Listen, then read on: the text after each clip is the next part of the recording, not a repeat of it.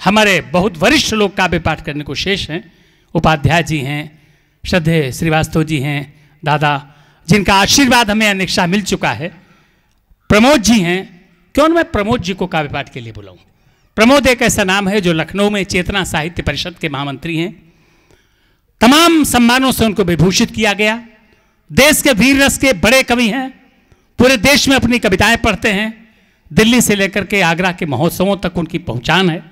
ये संयोग है, आपका भी सौभाग्य है प्रमोद द्विवेदी जैसे बड़े रचनाकार की यहाँ पर उपस्थिति।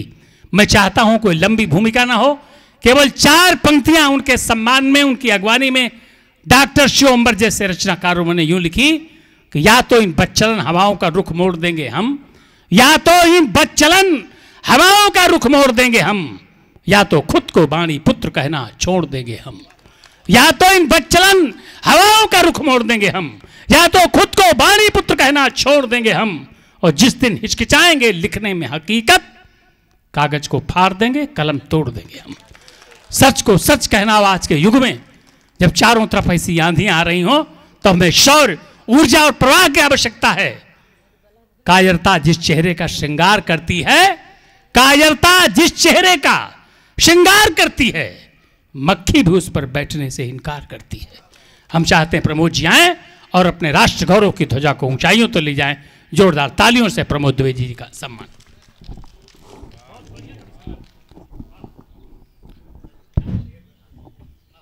माँ शारदे को नमन करता हूँ, यशस्वी मंच को प्रणाम करता हूँ और चेतना पांडे जी की बात से पूरी तरह सहमत हूँ कि घर गृहस्थी देखते हुए इस तरीके का सुंदर आयोजन करना निश्चित रूप से बहुत ही दुष्कर कार्य है जो प्रतिभा जी ने कर दिखाया है। वाह वाह। मैं चाहता हूँ प्रतिभा जी के सम्मान में एक बार जोरदार तालियां आपकी हो जाएं।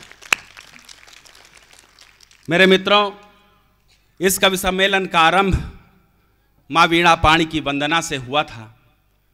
मैं भी 4 पंक्तियां वंदना की ही पढ़ना चाहता हूं और वंदना करना चाहता हूं उनकी। मेरा मानना है कि प्रत्येक भारतीय का यह कर्तव्य है कि उनकी वंदना से ही अपने दिन की शुरुआत करे। पंक्तियां पढ़ता हूं, सुनिएगा। वाह वाह वाह। बिस्मिल भगत सिंह अशफाक राजगुरु शेखर सुभाष की जवानी को नमन है। वाह वाह। बिस्मिल भगत सिंह अशफाक राजगुरु शेखर सुभाष की जवानी को नमन है। धीर वीर पन्ना धाय झलकारी दुर्गावती चन्ने मवा झांसी वाली रानी। क्या नाम है। वाह वाह वाह वाह वाह वाह। देश रक्षा है तु जिस जिसने लुटाए प्राण, देश रक्षा है तु जिस जिसने लुटाए प्राण, ऐसे एक एक बलिदानी को नमन है। जहां ऐसा उपजाऊपन उस भारत की शक्तिशाली माटी और पानी को। बहुत अच्छा, वाह है, क्या बात है प्रमोद जी, वाह। बहुत बहुत आभार मित्रों। हमारे गुरुदेव ने कहा कि सब विषयों पर कविता प्रमोद जी नहीं लिखनी चाहिए। वाह। तो मैं बहुत सारे ऐसे विषय हैं जिन पर बहुत सारी कविताएं लिखी गई, लेकिन मैंने उनसे हमेशा बचने का प्रयास किया। क्या बात, वाह वाह। एक उदाहरण देता हूं, जैसे आतंकवाद पर मैं कोई कविता नहीं, क्योंकि आतंकवाद को मैं समस्या ही नहीं मानता। हमने एक व्यक्ति को ऐसा बैठा दिया कि आतंकवाद से खुद ही निपट लेगा। अच्छा है। हमें कोई जरूरत नहीं आतंकवाद की चिंता करने की। और जब कोई आतंकवादी ये कहता है कि मैं आतंकवाद के सहारे इस पूरे भारतवर्ष पर कब्जा कर लूंगा, तो मित्रों मुझे ऐसा लगता है कि जैसे कोई चिड़िया किसी किसान से ये कह रही हो कि हे कृषक, मैं तेरी पूरी फसल बर्बाद कर दूंगा। साहब 4 पंक्तियां पढ़ता हूं और आपका मन मांगता हूं भाई क्या बस कहने, वाह वाह। 10-15 मिनट के लिए आपके समक्ष हूं। बस मुझे इतना एहसास कराना कि मैं राष्ट्रभक्तों के बीच में कविता पाठ कर रहा हूं। पंक्तियां पढ़ता हूं, सुनिएगा। बहुत बढ़िया, वाह वाह। कि चोंच मारने से चिड़ियों के बादल नहीं फटा करता है, चोंच मारने से चिड़ियों के बादल नहीं फटा करता है, कुत्तों के गुर्राने से गज पीछे नहीं हटा करता है। चोंच मारने से चिड़ियों के बादल नहीं फटा करता है, कुत्तों के गुर्राने से गज पीछे नहीं हटा करता है। अरे तिनके एक साथ मिलकर भी चाहे जितना जोर लगा ले, उनके पहनेपन से लोहा किंचित नहीं कटा करता। बहुत अच्छा, वाह भाई, कविता है, वाह वाह वाह वाह वाह। मेरे मित्रों, कविता का जन्म कब होता है? जब या तो कवि का मन अति आह्लादित होता है या उसके मन में कोई पीड़ा होती है। आज आपने देखा होगा, आज आपके कुछ भ्रम दूर करना चाहता हूं मेरे मित्रों, शायद आपके मन में भी हो। जब कभी प्रगति की बात आती है तो किसी रिक्शे वाले से भी पूछिए तो वो कहता है कि अमेरिका ने ऐसी मशीन बना दी जिससे अमुक कमाल हो सकता है। ऐसा सिर्फ इसलिए है कि हमको अपने देश की शक्ति के विषय में अंदाजा ही नहीं। सही बात। हमको अपना इतिहास ही पहली बात गलत पढ़ाया जा रहा है। हमको वो इतिहास हमसे हटाया जा रहा है, छिपाया जा रहा है, उसको मिटाया जा रहा है। हम विक्रमादित्य को भूल गए और आक्रांताओं को ग्रेट बता रहे हैं साहब। सही बात। हमारे संस्कृत को मिटाने का पूरा प्रयास किया जा रहा है। हमें अच्छी तरह से याद है, जब हमारे पिताजी पढ़ते थे तो कहते थे गा से गणेश पढ़ते थे। हमने जब पढ़ा तो गा से गमला पढ़ा, फिर हम कब गा से गधे हो गए। अच्छा है। और हमने उसको स्वीकार कर लिया साहब। वाह साहब, मैं आज प्रमाणित करके आपको बतलाता हूं, आज के बाद सीना ठोक कर कहना कि प्रगति के जिस सोपान तक भारतवर्ष पहुंच चुका है, वहां पहुंचते पहुंचते अभी अमेरिका को करोड़ों वर्ष लग जाएंगे। पंक्तियां पढ़ता हूं, सुनिएगा। वाह अच्छा है। कि विश्व 3 चंद्र अब खोज पाया, पर 8 चांद जाने कब था बताया मेरे देश ने। विश्व 3 चंद्र अब खोज पाया, पर 8 चांद जाने कब था बताया मेरे देश ने। और मंगल है लाल अब जाना, किंतु पूजन में लाल दाल ही सदा चढ़ाया। क्या तर्क है साहब, क्या बात है। वाह वाह वाह वाह। कि विश्व 3 चंद्र अब खोज पाया, पर 8 चांद जाने कब था बताया मेरे देश ने। और मंगल है लाल अब जाना, किंतु पूजन में लाल दाल ही सदा चढ़ाया मेरे देश ने। अरे शत्रुओं को मार फिर वापस जो आए ऐसे, अस्त्र शस्त्र प्रबल बनाया मेरे देश ने। कहां तक शक्ति का करूं बखान, गंगा को भी स्वर्ग से उतार दिखलाया मेरे देश ने। अच्छा है, बहुत अच्छा है। वाह वाह वाह साहब, सुनिएगा कि रण बांकुरों की खेती होती आई सदा यहाँ। रण बांकुरों की खेती होती आई सदा यहाँ, चाहे जब जांच लो प्रमाण बतलाते हैं। और प्राणों को खिलौना मात्र मानते यहाँ के लोग, इसीलिए मृत्यु से नरंज घबराते हैं। क्या छंद है। मित्र है तो मित्र बेसहारों का सहारा, और युद्ध क्षेत्र मध्य यही काल बन जाते हैं। और ठान लेते जो भी पूरा करके ही दम लेते, यमराज तक राह रोक नहीं। बहुत अच्छा, वाह। आपको आपकी विशेषता बतलाता हूं। हर भारतीय की क्या विशेषता है कि भारतीय संकट में घबराते नहीं, बल्कि और वीरता से जिंदगी की नाव खेते हैं। वाह। भारतीय संकट में घबराते नहीं, बल्कि और वीरता से जिंदगी की नाव खेते हैं। और भूखे रहकर प्राण त्याग दे पले, परंतु शीश अपना कदापि झुकने न देते हैं। अच्छा है। अरे करके असंभव को संभव दिखाया सदा, हनुमान की तरह जब जब चेते हैं। आम आदमी की बात क्या करूं, यहाँ के लोग भूतों व पिशाचों को भी बंदी बना लेते। बहुत अच्छा, वाह। और साहब, जितने भी भगवान ने अवतार लिए सब भारतवर्ष की भूमि पर लिए। तब पंक्तियां पढ़ना चाहता हूं, सुनिएगा। कि भारत समान विश्व मध्य कोई अन्य देश ईश्वर को कहीं यदि प्यारा हो तो बोलिए। क्या छंद है गुरु। भारत समान विश्व मध्य कोई अन्य देश ईश्वर को कहीं यदि प्यारा हो तो बोलिए। और हनुमान सी छलांग किसी और देश के भी नागरिक ने अगर मारा तो बोलिए।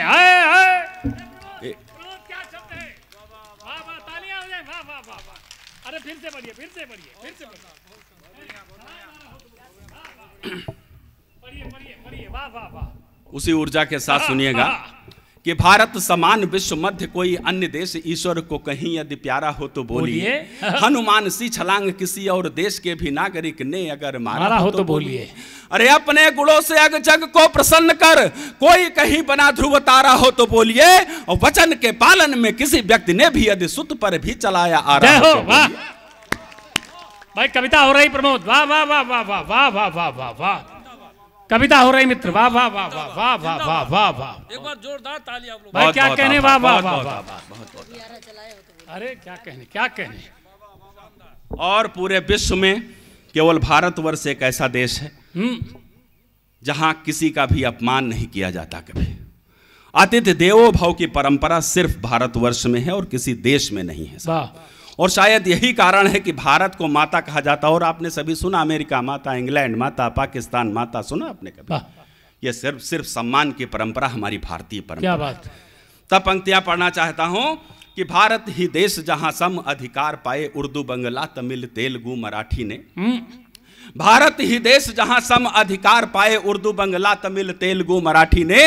यही वह देश जहां शत्रु को यही वह देश जहां मित्रता निभाने हेतु 3 लोक दान किए एक सहपाठी ने। अच्छा है, वाह। यही वह देश जहां शत्रु को नचाया नाच, धीर वीर शेखर की भीम काय काठी ने। और यही वह देश जहां गोरों के कुशासन की तोड़ दी कमर, मात्र गांधी जी की लाठी। बहुत अच्छा है, वाह। तो शौर्यवीरता के अनगिनत उदाहरण, शौर्यवीरता के अनगिनत उदाहरण भरे पड़े हैं असंख्य हिंद की कहानी में। क्या प्रवाह है। शौर्यवीरता के अनगिनत उदाहरण भरे पड़े हैं असंख्य हिंद की कहानी में। और कोई बचपन में ही सिंह दंत गिनता तो कोई लेता है निगल सूर्य को नादानी में। कोई वृद्ध शत्रुनाश हेतु अस्थिदान देता, कोई नींद नारी अन्य त्यागता जवानी में। और गर्भ में भी चक्रव्यूह ध्वंस कला सीख लेते, इतनी अपार शक्ति भारत के पानी। अरे क्या छंदों का प्रवाह है द्विवेदी जी, वाह वाह वाह वाह वाह। तब साहब जो लोग भारतवर्ष को कमजोर समझते हैं, 4 पंक्तियां पढ़ना चाहता हूं, आपकी तरफ से पढ़ना चाहता हूं, सुनिएगा। वाह। कि मत समझो कि हम भारतीय कमजोर, हमें मार कांटों पर भी बनाना आता है। अच्छा छंद है। मत समझो कि हम भारतीय कमजोर, हमें मार कांटों पर भी बनाना आता है। और स्वाभिमान की सुरक्षा और राष्ट्र रक्षा है तो मातृभूमि पर शीश भी चढ़ाना आता है। विषम परिस्थितियों में स्वराष्ट्र घिरा देख, विषम परिस्थितियों में स्वराष्ट्र घिरा देख, 1.25 लाख से भी एक को लड़ाना आता है। और सत्य है तो मिटकर भी असत्य को दे मात, हमें इंद्रप्रस्थ फिर से बसाना। बहुत अच्छा है, हमें इंद्रप्रस्थ फिर से बनाना आता है। वाह वाह वाह वाह वाह साहब, अच्छा है। और हम सिर्फ कहते नहीं, हम अरे प्रमोद वाह वाह वाह, हमें इंद्रप्रस्थ फिर से बसाना आता है। हमने करके भी ये दिखलाया है। अच्छा। आप सब भली भांति जानते हैं कि भगवान राम जब वन को गए तो पैदल गए थे, कुछ लेकर नहीं गए थे, और जब लौटे तो पुष्पक विमान से लौटे। वाह वाह वाह वाह वाह। इससे बड़ा उदाहरण प्रगति का और क्या हो सकता है साहब। एक भ्रम आपका और दूर करना चाहता हूं और सीधे सीधे एक रचना से आपको जोड़ना चाहता हूं। वाह। अब भी जब कभी शक्तियों की बात आती है, अभी आपने देखा थोड़े दिन पहले कुछ चाइना से जब भारत की कुछ खटपट हुई, तो कुछ लोगों ने खुसर फुसर करना शुरू कर दी कि शायद अगर चाइना से युद्ध हो जाए तो भारतवर्ष को मुश्किल हो जाएगी। यह प्रमोद द्विवेदी आपको विश्वास दिलाता है कि भारतवर्ष अब किसी भी देश से कमजोर नहीं है, और दुनिया का कोई देश ऐसा नहीं है जो भारतवर्ष को पुनः गुलाम बना सके। क्या बात, वाह वाह वाह। और साहब ऐसे ही नहीं किसी ने लिख दिया कि कुछ बात है कि हस्ती मिटती नहीं हमारी। और वो इसलिए कह दिया कि कहते हैं कि जिस देश की संस्कृति मजबूत हो, सही बात, उस देश का कभी कोई बाल बांका नहीं कर सकता। थोड़ी चहल पहल आप लोग कम कर दें। वाह। जरा सा पिकनिक जैसा जो माहौल हो गया है, बैठ जाओ बैठ जाए बेटा, बैठ जाओ, शांत होकर बैठ जाओ, समझो पैदा ही नहीं हुए हो भी। हाँ, एक बार तालियां हो जाए जोरदार। हाँ आइए आइए महाराज जी, बैठ जाए। महाराज जी का आगमन है, महाराज जी का बहुत बहुत स्वागत है।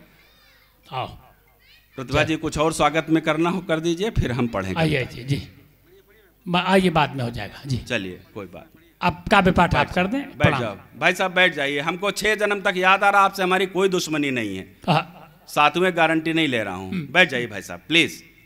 हाँ, थोड़ा बैठ के कविता एकाग्रता से सुनते हैं तो अच्छा लगता है, वरना कविता लगती है। मेरे मित्रों, आओ,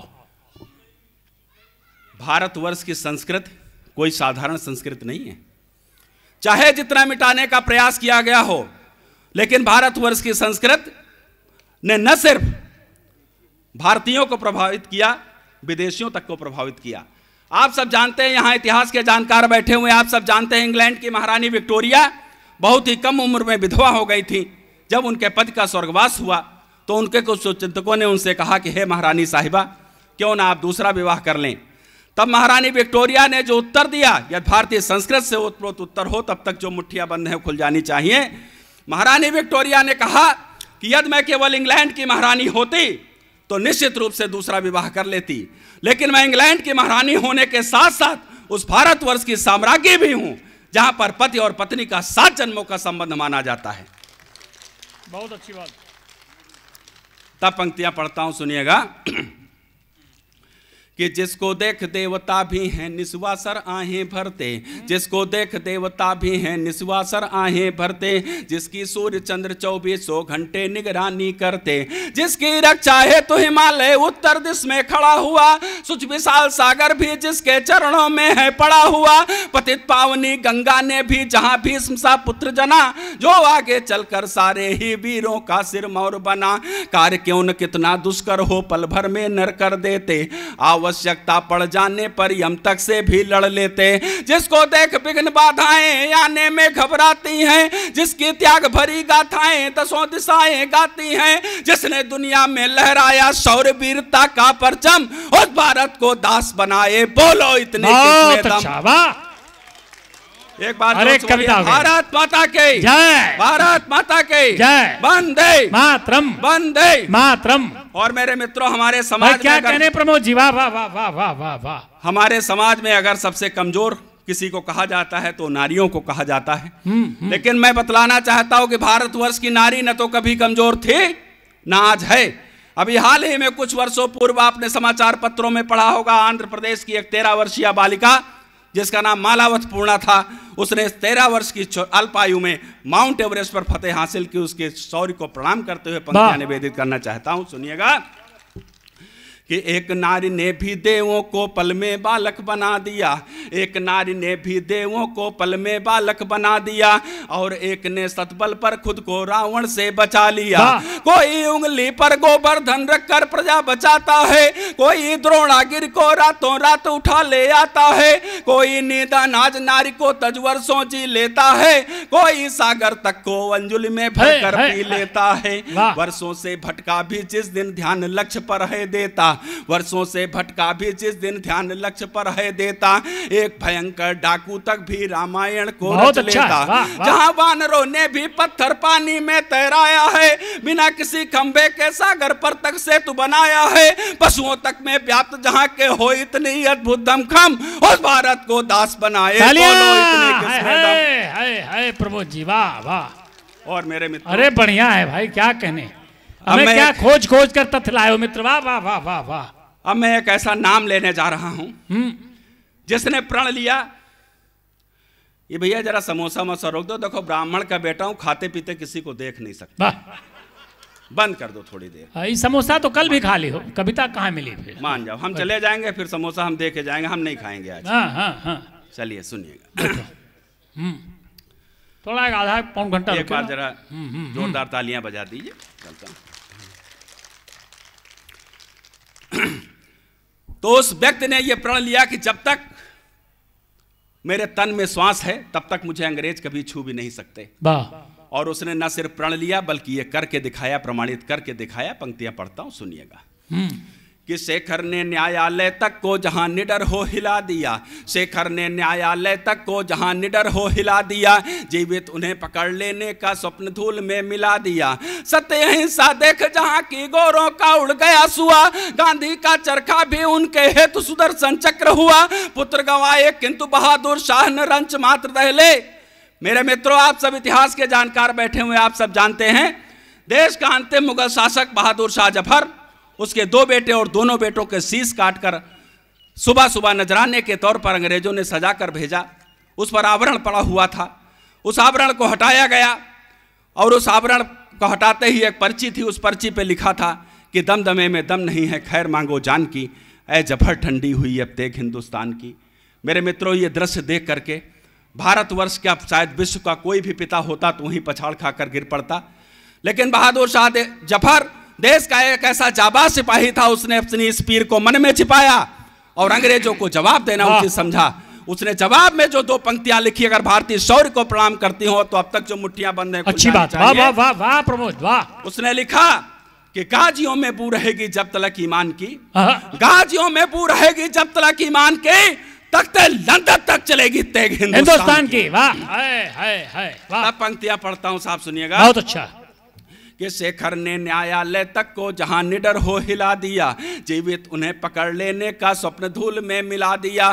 सत्य अहिंसा देख जहां की गोरों का उड़ गया सुआ, गांधी का चरखा भी उनके हेतु सुदर्शन चक्र हुआ। पुत्र गंवाए किंतु बहादुर शाह न रंच मात्र दहले, क्या मजाल जो एक असुर भी उनकी आंखों से बहले। जहां देश हित लल्लाओं ने अपनी गोद उजाड़ी हो और निहत्थे वीरों ने भी अर की फौज पिछाड़ी हो, जहां वीर सावरकर को लू बैल सुदर्श बनकर घूमा, हंसते हंसते भगत सिंह ने फांसी का फंदा चूमा। जहां मृत्यु को सम्मुख देखना आंख रंच होती है नम, उस भारत को दास बनाए, आनंद आ गया, वाह। और मेरे मित्रों, एक समय था जब निराशा इतनी बढ़ गई कि हमारे एक कवि मित्र हैं, उन्होंने भी ये लिख दिया कि अगर यही स्थितियां भारतवर्ष में रही तो कोई माँ अपने बेटे को सीमा पर नहीं भेजेगी, अर्थात सेना में भर्ती नहीं कराएगी। तब यह प्रमोद द्विवेदी फिर कहना चाहता है कि वो दिन भी भारतवर्ष में कभी नहीं आएगा, और उसका सबसे बड़ा प्रमाण यह है कि आज भी जब कभी सेना में कोई रिक्तियां निकलती हैं, सही बात, तो एक एक जगह पर एक एक लाख प्रार्थना पत्र होते हैं। ऐसे हाँ मित्रों, एक कष्ट जरूर होता है जब हमारा कोई सिपाही, जब हमारा कोई सैनिक शहीद होता है और इस तरीके के बयान आते हैं कि उनकी तो नौकरी ही होती है जान देने की। तो बड़ा कष्ट होता है कि कैसे हमारे सैनिकों का त्याग और बलिदान चंद सिक्कों में कैसे तौला जा रहा है। तब जब लोग कहते हैं ना कि इस देश की राजनीति उस दिन सुधर जाएगी जिस दिन सारे लोग पढ़े लिखे हो जाएंगे, लेकिन प्रमोद द्विवेदी कहता है इस देश की राजनीति उस दिन भी नहीं सुधरेगी जब सारे लोग पढ़े लिखे हो जाएंगे। इस देश की राजनीति केवल और केवल उस दिन सुधरेगी जिस दिन चुनाव लड़ने का यह मानक रख दिया जाएगा कि चुनाव केवल वही व्यक्ति लड़ सकता है जिसके घर का कम से कम एक व्यक्ति सेना में अवश्य है। वाह, अच्छी बात। तब साहब पंक्तियां पढ़ना चाहता हूं, सुनिएगा भाई क्या कहने। वाह, कि जहां वीर सेना में भर्ती हेतु सदा आतुर रहते, प्राणों से भी अधिक हमें है प्यारी आजादी कहते।